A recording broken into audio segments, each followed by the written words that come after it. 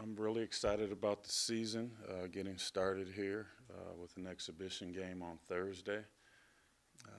It'll give us a nice litmus test to see where we're at playing against someone besides ourselves. Got a little, a little glimpse of it. We had a close scrimmage against a quality opponent last Saturday. I was pleased with how we played as a team. We came together in that atmosphere. So this year's team, I think you'll be pleased with what you see out on the court.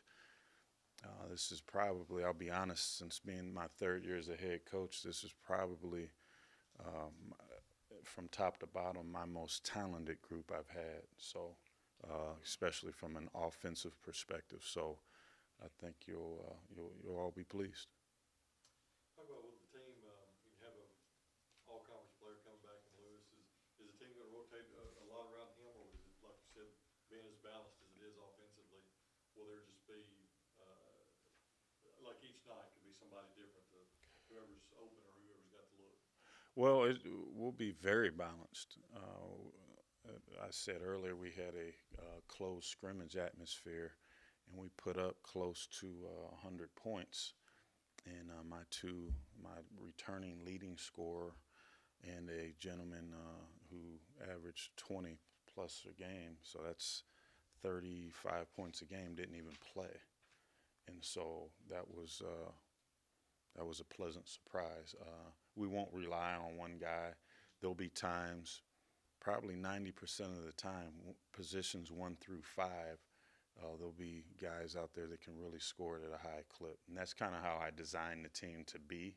But to see that come to fruition in a competitive environment like last Saturday, that was huge. You said you designed this team for this certain way. Is that why you went to the community college level and brought these players in? Well, I'll go to the moon if they can play basketball at a high level. It doesn't matter to me if they're prep school, high school, community college. It just, uh, you know, that's just kind of how the cards fell.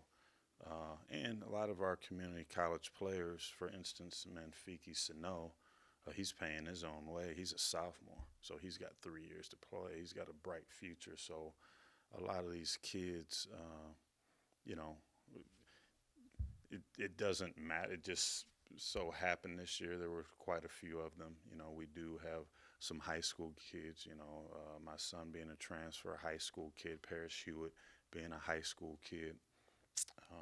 So, you know, that's neither here nor there. We just, but to better answer your question, those type of kids have a different experience. They've played at the college level, junior college level, and so that's helpful from an experience and a maturity perspective. So,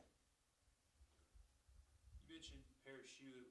What do you see as the next stage in his development after having showing some promise last season?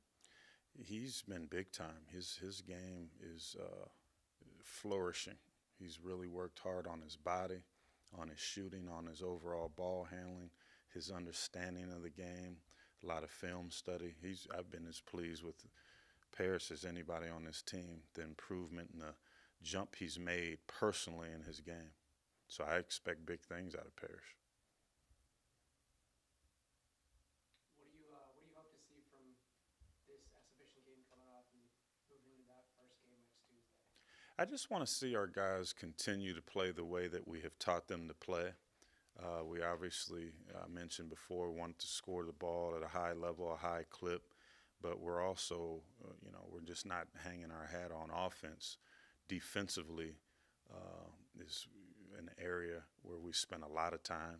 We had practice this afternoon. I kind of split up, did a little different practice structure this year where we primarily split the practice between offense and defense. So we kind of streamlined their learning, and we just pounded and pounded and pounded defense, defense, defense, defense before we go to anything else. Same thing with offense, offense, offense, offense, offense.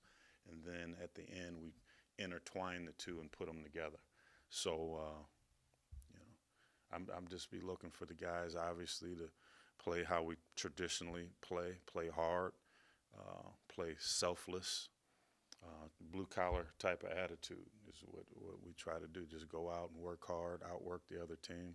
We're going to rebound it like a pack of wild dogs, like we coach them to do. So. Talk about the non-conference schedule, how it's set up to get you ready for the conference. You got West Virginia, Tulane, Chattanooga, people like that. Talk about how that will, what you expect, what you want to get out of that, and how that sets you up for the conference. Well, and I'm not going to be boastful or anything, but if you look at the schedule from top to bottom, theoretically, and I'll be honest, it's not coaches talk. There's probably not a game on there that we don't have a chance to win. And so a lot of times when you're at the level that we are, we have obviously a financial responsibility for the university and the department to bring in a certain dollar amount to help with what we can help with. And a lot of times that's done through buy games. And none of my buy games are from a Power 5 or Power 6 conference, and that was deliberate. And so I did meet the financial expectations of what Mr. McGuffin wanted and what the university needs, but I also put together a schedule where each game we play, whether or not it's a buy or not, we have a chance to win. And so it is very competitive. And is going to prepare us for what we all in this room know what lies ahead in Ohio Valley Conference play, which is very physical, very tough, very well coached. And so I tried to kill two birds with one stone. I met the financial piece, yet I wanted to, not put my younger guys, my newer guys early on in a situation of, death and taxes every month, like ACC school, SEC school, Pac-12 school. I didn't do that. I think I accomplished that. Coach, what do you think is the biggest challenge for your team this season? Our biggest challenge is ourself. I said earlier, we are extremely talented. But we need to make sure we're doing the things that we need to do on a daily basis in order for us to be successful and for us to retain our identity that we spent 3 years to build. Now, last year, from a win-loss perspective, our expectations, my expectations were not met. There were a lot of expectations that were met and exceeded off of the court. Everyone graduated, had the highest GPA in school history, positive things off the court, but on the court, we need to win more games. And so I had to reflect and go back and make some tough decisions on personnel, style of play, things of that nature. And so our biggest opponent is going to be ourselves and holding ourselves accountable as coaches, as players, and staying together. And I think if we can do that, we'll like our result. Anything else, guys? Thanks, Coach. Oh, you're welcome. Thank you.